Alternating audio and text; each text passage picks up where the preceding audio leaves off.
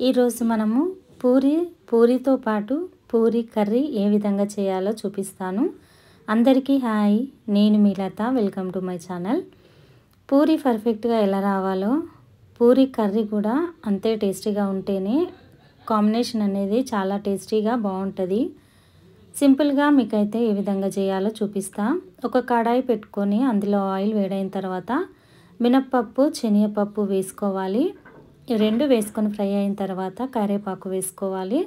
కరివేపాకు కూడా fry అవ్వనివ్వాలి. Onions అనేది చాలా సన్నగా కట్ చేసుకుంటేనే ఈ కర్రీకి బాగుంటుంది. ఆనియన్స్ వేసుకున్నాక పచ్చిమిర్చి కూడా ఒక 4 తీసుకొని సన్నగా కట్ చేసుకొని వేసుకున్నాను.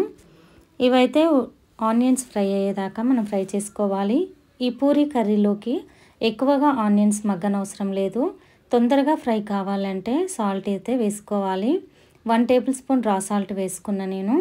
పూరీలోకి ఈ కర్రీ చేసుకుంటే చాలా అంటే చాలా బాగుంటుంది. చాలా సూపర్గా టేస్టీగా ఉంటుంది. బొంబాయి చట్నీ అని కూడా అంటారు ఈ కర్రీని. ఇందులో కొద్దిగా పసుపు వేసుకోవాలి. పసుపు కూడా మంచిగా ఫ్రై చేసుకోవాలి పచ్చివాసన పోయేంత వరకు. ఈ విధంగా కొంచెం కలుపుకొని ఇట్లా అయిపోతే మనకు సరిపోతుంది. మరి రెడ్ కలర్గా మనం కర్రీకి చేసినట్లుగా మగ్గనవసరం లేదు. ఇప్పుడైతే ఆలుగడ్డలు అయితే నేను ఉడకబెట్టి ఇలా చిదుముకున్నాను. ముందుగానే ఉడకబెట్టి మనం పెట్టుకున్నామంటే తొందరగా మనకు కర్రీ అనేది రెడీ అయిపోతుంది.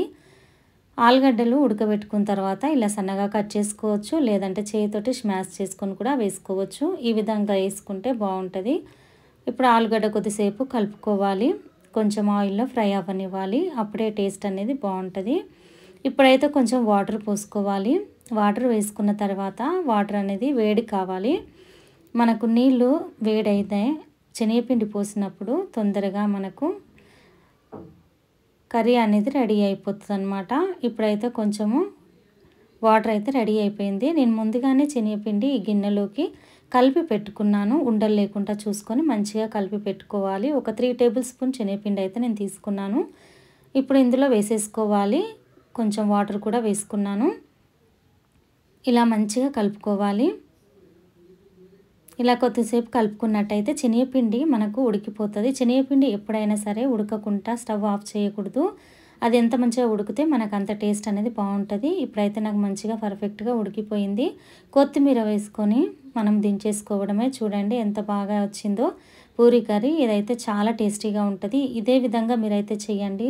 మీకైతే మంచిగా నచ్చుతుందని అనుకుంటున్నా.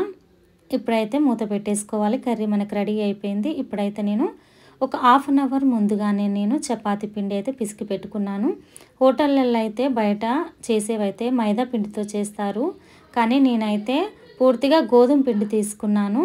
గోధుమ పిండితో అయితే హెల్త్కి చాలా మంచిది కాబట్టి గోధుమ పిండి నేను కలిపి పెట్టేసుకున్నాను. ఇప్పుడైతే కొంచెం ఆయిల్ వేస్తున్నాను. చాలామంది పూరి కోసం అనేది పొడిపిండి వేస్తారు. పొడిపిండి వేస్తే ఆయిల్ అంతా పాడవుతుంది, సరిగా రాదు. కానీ మనం ఇట్లా ఆయిల్ వేసి పూరి చేసినట్లయితే పూరి తొందరగా అయిపోతుంది, మనకు ఈజీగా ఉంటుంది. ఆయిల్ కూడా పాడు కాకుండా ఉంటుందన్నమాట. అందుకోసమని మనం ఎప్పుడైనా సరే ఈ విధంగానే ఆయిల్ వేసుకుంటే సరిపోతుంది. ఇలా కొంచెం మందంగా చేసుకోవాలి. మరీ మందంగా కాదు, మరీ పల్చగా కాకుండా చేసుకోవాలి. అప్పుడే పూరి అనేది మంచిగా పొంగుతుంది. ఇప్పుడైతే కడాయి పెట్టుకొని ఆయిల్ వేడి చేసుకున్నాము. ఆయిల్ వేడైంది. పూరి వేసేసుకున్నాక ఇలా సైడ్స్ అయితే మనం గంటతోటి లైట్గా ఇట్లా ప్రెస్ చేసినట్టయితే మనకి ఇట్లా మంచిగా పొంగుతుంది అన్నమాట. ఎక్కువగా ప్రెస్ చేయకూడదు, ఇలా టచ్ చేయాలంతే. అప్పుడు మనకు మంచిగా పొంగుతుంది అన్నమాట పూరి అనేది. ఈ విధంగా పొంగిన తర్వాత ఫ్లిప్ చేసుకోవాలి. అంతే, పర్ఫెక్ట్గా వస్తుంది.